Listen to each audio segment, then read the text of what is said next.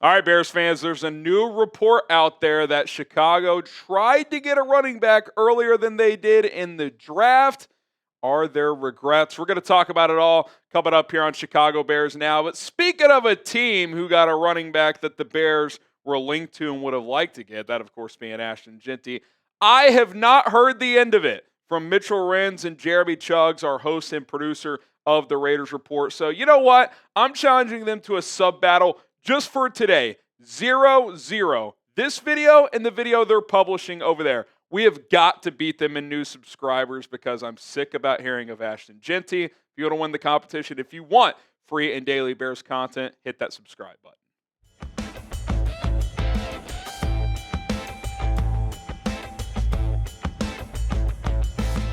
All right, I'm Harrison Graham. Welcome into Chicago Bears Now. Dan Wiederer reporting that the Bears were interested in some early round running backs and even tried to trade up for them, but it did not end up working out. Some quotes to get to here on this show. We heard this from Ryan Poles in a question asked by Wiederer in the end of the draft press conference. He basically said, it felt like you guys, were a little unfortunate in how the board fell when it came to running backs. And Poles didn't deny it. He said, yeah, I've always felt that every draft has pockets that you just don't fall into. Again, if you're going to be disciplined, you're going to let the board dictate how you do things, and it just happens that way. 3 running backs that Wiederer specifically mentioned that the Bears were interested in: Ashton Jeanty, who went number 6 overall to the Las Vegas Raiders; TreVeyon Henderson, who went 38th overall to the New England Patriots; Cam Skattebo, 105 overall to the Giants, all in 3 different areas of the draft: round 1, round 2, round 3, all early on in day 1, day 2, and day 3. And just to kind of further outline, did the Bears just kind of get unlucky when it comes to running back? Now, again, unlucky one area equals fortunate elsewhere, which we'll talk about here in a little bit. But we talked about this on draft night, and I'll say it again. I think the Jags being a trade-up team kind of just made it difficult for the Bears to trade up and get Ashton Jeanty. Poles was asked about if they tried to trade up in round 1. He basically said it just didn't make sense. In other words, it cost too much. We threw out the trade 10 and either 39 or 41 to get a 4th back. My guess is at best it was going to cost 10 and one of 39 or 41 and get nothing back, and perhaps even a future one. They were not going to do that. I'll throw Quinshon Judkins in there. Wiederer didn't mention that, but he went 36th overall. Wiederer did mention that the Bears tried to trade to 35. We'll talk about that. TreVeyon Henderson, Bears tried to trade to 37. That didn't happen either, as both Tennessee and Miami, which was actually initially Vegas. Miami was the team that traded up. Ended up getting that pick. Bhayshul Tuten went 104. Cam Skattebo went 105. Sounds like they liked both of those guys. And then, of course, ultimately the Bears ended up drafting Kyle Monangai in round 7. More from Dan Wiederer. He said Poles pressed the gas and made aggressive attempts to trade up. Henderson's blend of speed and vision, plus his tenacity and pass protection and skill as a pass catcher, were alluring. The Bears had significant interest. A deal with the Tennessee Titans at 35 felt possible until it wasn't. The Titans found a better offer from the Seattle Seahawks. The Bears' push to cut one spot in front of the Patriots in round 2 also had momentum until it didn't. And again, that ended up being the Raiders at 37. They traded down to Miami. Tennessee traded down with Seattle. And look, sometimes the ball doesn't match your way. And sometimes, look, you have a line. This is how aggressive we're willing to get. We're not going above it. Could they have increased their offers for one of those day 2 trades? Perhaps. Could they have traded a future one if that's what it was going to cost to get Ashton Jeanty? Sure.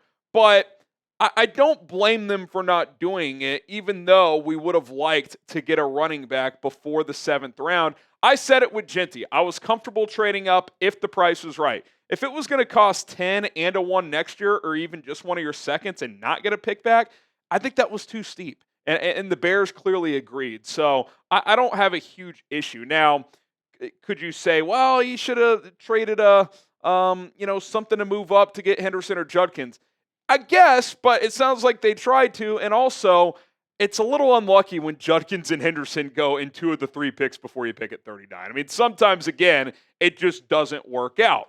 Now, here's Ryan Poles on kind of the results of not getting a running back early. He said you wind up in some really cool situations in acquiring talented players who might come from a different position than maybe you would have liked them to. But at the end of the day, you're increasing the talent on your football team. And I think the name that comes to mind there specifically is Luther Burden. I do not think Burden was on the Bears' radar hardly at all. And Luther Burden himself said, hey, listen, I didn't even talk to the Bears that much in the pre-draft process. Why? Well, the Bears picked at 10 and 39. Both sides probably thought that he would have been gone in like the 20s. That did not end up being the case. So it's one of those things where, as you add this as well, he says, I do think you get into a lot of trouble when you start trying to manipulate things in certain pockets, and it ends up hurting your team long term. So I'll just add this. Ask yourself this question. Would you rather have Ashton Jeanty or Colston Loveland, Luther Burden, and one of Shamar Turner and Ozzie Trapillo? Because that is kind of the game you're playing. Now, obviously, they got both Turner and Trapillo, but if you trade up for Jeanty, obviously you're not getting Loveland, which is fine. Like, I would have taken Jeanty over Loveland, but you don't get Burden in all likelihood, and you only get, at best, one of Turner and Trapillo if they fall to 72. Because in all likelihood, that trade to move up for Jacksonville, or you don't get a first next year, depending on what that trade would have costed if you traded up to 5 with Jacksonville or Cleveland when they ended up trading down, whatever the case may be. To best kind of recap it all, this turned into a trade down draft, not a trade up draft. And we kind of knew it was going to go one of two ways, right? Now, they did pick at 10, but that was the only original pick they made. 39 was that trade from Carolina years ago. They traded down from 41. They traded down from 109. Like, it just ended up turning into, well, running back didn't fall to our pick. We're just going to trade down and get more picks. I'm okay with it. Would I have liked to take like Damian Martinez in the 4th or 5th? Yeah, but we found out later that he had character concerns, and we kind of know how the Bears operate. I probably would have taken the risk. They obviously felt otherwise. So, it's one of those things that, you can criticize it. You could say they should have done this or done that. I'm not even completely disagreeing with you, but if the cost to move up for Ashton Jeanty was more than the trade ideas we were throwing out there, I can't really blame them for not doing it, because I love Ashton Jeanty, but is he worth a future 1, 2? Is he worth losing one of your seconds and getting nothing back? I don't know if that's the case. Maybe he is. Maybe he'll be Walter Payton, but let's see how that plays out over time. Now, Ben Johnson added this as well, defending Ryan Poles. He said, to Ryan's credit, he stayed as disciplined as I've ever seen in terms of staying true to how we set the board up. Sometimes that gets hard, but sometimes you want to pick for need, but we didn't necessarily do that. I feel really good about the direction we went and every decision we made along the way. Now, we've all seen the clip when asked about running back. Ben Johnson kind of looks at Poles. I think he would have liked to get a running back. I don't think he's being critical of Poles of how it went, but I think he probably feels like, damn, like that was a loaded running back draft and the ball didn't bounce our way. So I'll ask you guys, should the Bears have traded up for a running back? Are you saying, screw all this, forget Loveland and Burden in this high volume draft? We should have done everything we could to get Jeanty or to get Henderson or whoever the case may be. Type Y for yes, they should have done that. N for no, they should not have. I'm okay with how it played out, but I understand the other side of it as well. All right, coming up, we will discuss what's next since there are still running back questions. But first, we are sponsored by Rocket Money, the best and personal finance app that exists. It'll help you find and cancel your unwanted subscriptions, monitor your spending, and help lower your bills so you can grow your savings. When it comes to spending, sometimes it's out of sight, out of mind. How about that daily coffee habit or those streaming subscriptions you pay up for? It adds up fast, and most of the time you don't even notice it. Rocket Money is going to keep you on track of your expenses on a daily basis. It'll help you spot those patterns and do something about them to get your savings growing, because that is important, especially if you're like me. If you're married, you got a mortgage, you got a child, you're trying to start a college fund, you got to scale back on your spending. RocketMoney.com/Bears now. They have over 5 million users and counting, and have saved a total of $500 million in canceled subscriptions, saving members up to $740 per year when they use all of the app's premium features. So stop waiting, cancel your unwanted subscriptions, reach your financial goals faster with Rocket Money by going to rocketmoney.com/Bears now. Use our link to download the app. It helps support us. Rocketmoney.com/Bears now. That is rocketmoney.com/Bears now. Tons of benefits, not just canceling those subscriptions. They're going to keep you on track when it comes to your finances. Okay, so what now? Obviously, you get Kyle Monangai. I don't think that's a nothing burger. I think he can help. but is it enough to roll into this season with?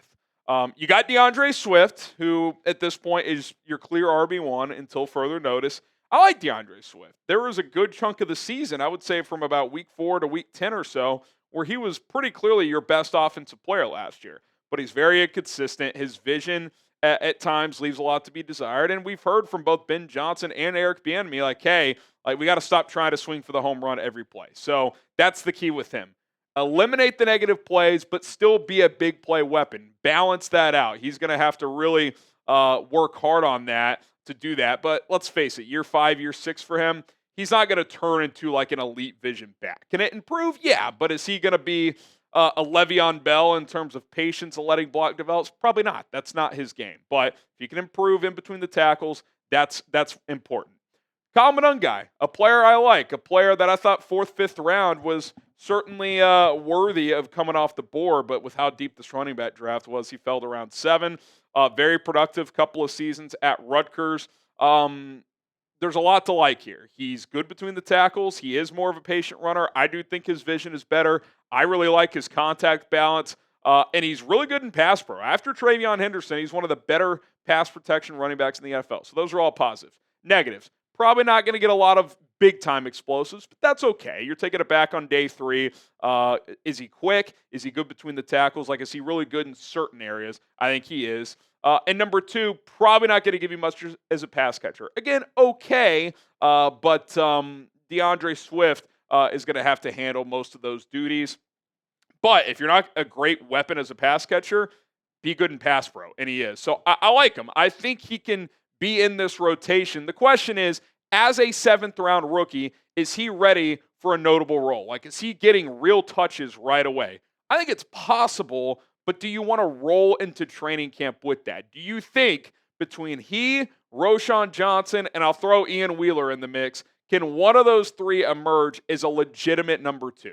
Because Travis Homer's a special teams player. We know that. He's on the roster, barring something unforeseen, but he will play very few offensive snaps. I think I'd be exploring external options. Now, I don't think you have to do it today. I think you can go through a few OTA sessions, see how Monangai and Johnson look, and go from there. But obviously, the longer you wait, the more you risk certain players that are available becoming unavailable.